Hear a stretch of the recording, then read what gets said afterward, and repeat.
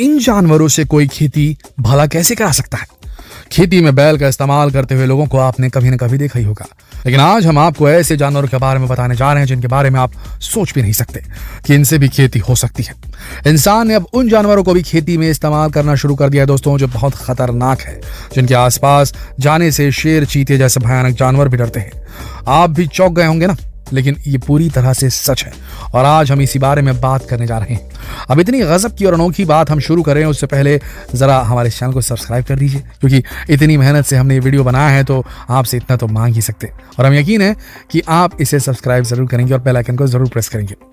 पहले जिस अजीब जानवर से खेती करवाई जा रही है उसका नाम है, इस लिस्ट में अगला नंबर है हाथी का। भारी भरकम जानवर हाथी से खेती करवाए जाने की बात ना आपने पहले सुनी होगी ना ही देखी होगी, लेकिन हम आपको आज बताएंगे कि ये कहाँ होती है और कैसे होती है। वैसे तो एशिया और साउथ एशिया के कुछ हिस्सों में हाथियों को पाला जाता है, लेकिन थाईलैंड में इनका इस्तेमाल खेती के लिए किया जाता है। अब इतने भयानक जानवर को कंट्रोल में करके उससे खेती करवाना कोई आम बात की बात तो नहीं है। कहते हैं कि थाईलैंड में ये काम पुराने समय से हो रहा है और आज भी ऐसा होता आ रहा है। इस समय लोग हाथियों को अपने घर में रखते हैं और इन्हें सामान्य जानवर के जैसे ट्रीट करते हैं, इसीलिए इनका इस्तेमाल खेतों में किया जा सकता है।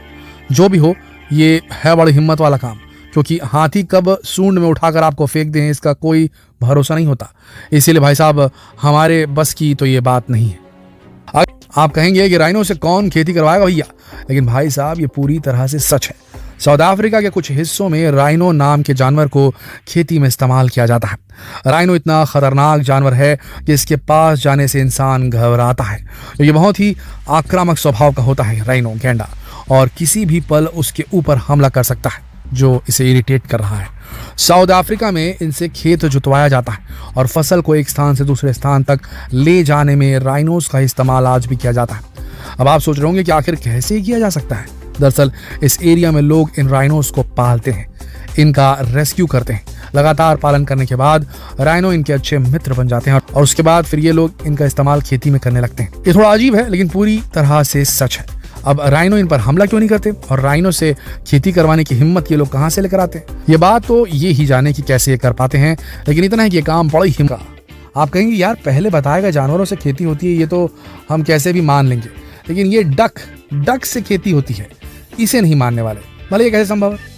तो भाई साहब, आप माने चाहे नहीं माने, लेकिन ये पूरी तरह से सच है। इंसानों ने खेती में डक का इस्तेमाल करना शुरू कर दिया है और ये भी बड़े पैमाने पर हो रहा है। ये काम होता है थाईलैंड में। थाईलैंड के कई हिस्सों में किसान डक पालते हैं, लेकिन उनका इस्तेमाल खेती में किया जाता है। दरअसल खेती में मुख्य रूप से धान की बुआई में डक्स का इस्तेमाल हो रहा है। चावल की खेती करने वाले किसान बड़ी संख्या में वहां पर डक्स का पालन करते हैं।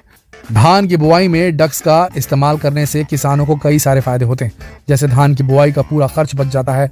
इसके अलावा डक्स की फीडिंग का खर्च भी बच जाता है। वहीं कीटों से भी खेत की सुरक्षा हो जाती है और सबसे बड़ी बात कि किसानों को कीटनाशक में पैसे खर्च नहीं करने पड़ते। अगला नंबर आता है ऊंट का। अब आप कहेंगे कि क्या बात करते हो यार, भला ऊंट से कोई खेती कैसे करवाएगा? आपको भले ही यकीन ना हो, लेकिन ये बात पूरी तरह से सच है कि ऊंट से खेती करवाई जा रही है। राजस्थान और गुजरात में मुख्य रूप से इसका इस्तेमाल माल ढोने के लिए किया जाता है, लेकिन राजस्थान के कुछ हिस्सों में किसान खेत जोतने में ऊंट का इस्तेमाल करने लगे हैं और बैल से कहीं अधिक गुना तेजी से काम करता है ऊंट। रेगिस्तान का जहाज कहे जाने वाले इस जानवर से खेती करवाना केवल राजस्थान के लोगों के बस की बात है, क्योंकि ऊंट राजस्थान का मुख्य पशु है और वहां की ग्रामीण जनता ऊंट का पालन करती है। तो ऐसे में उससे खेती करवाना उनके लिए कोई बड़ी बात नहीं है, लेकिन हमारे लिए सुनना और देखना थोड़ा अजीब जरूर है। अगला नंबर है गधे का। अगर आपको लगता है गधे का काम केवल वजन उठाना होता है तो शायद आप गलत हैं। कई जगहों पर गधे का इस्तेमाल खेती में किया जा रहा है और ये जानवर पूरी तरह से खेती में किसानों की मदद भी करता है। हमारे पड़ोसी देश पाकिस्तान के कुछ हिस्सों में गधों का इस्तेमाल खेत को जोतने के लिए किया जाता है।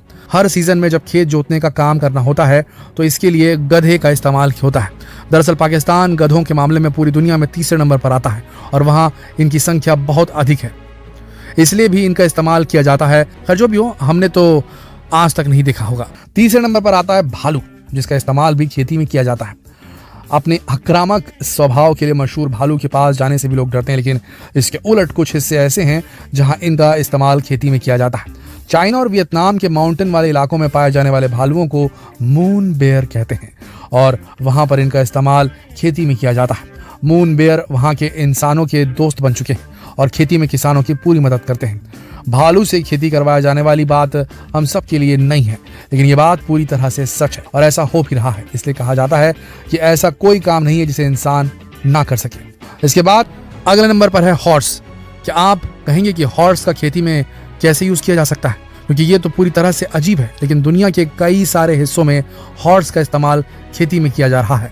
रेस में दौड़ने के अलावा घोड़े का इस्तेमाल खेती में उन हिस्सों में किया जाता है जहां पर खेती के लिए कोई ट्रैक्टर या फिर कोई और जानवर मौजूद नहीं होता। इसके पीछे की वजह है घोड़े के अंदर पाई जाने वाली असीम शक्ति। घोड़ा एक बेहद ताकतवर जानवर है और किसी भी भारी चीज को आसानी से खींच सकता है, इसीलिए इसका इस्तेमाल खेती में किया जाता है। लेकिन यह हमारे लिए थोड़ा अजीब है क्योंकि हमने घोड़ों को रेस में दौड़ते हुए, शादियों में नाचते हुए ही देखा है, लेकिन भाई इंसान कुछ भी करा सकता है, इसलिए घोड़े से खेती भी करवा ली। तो दोस्तों, ये थे कुछ ऐसे जानवर जो खेती के लिए बने ही नहीं है, लेकिन इनका इस्तेमाल खेती में किया जा रहा है।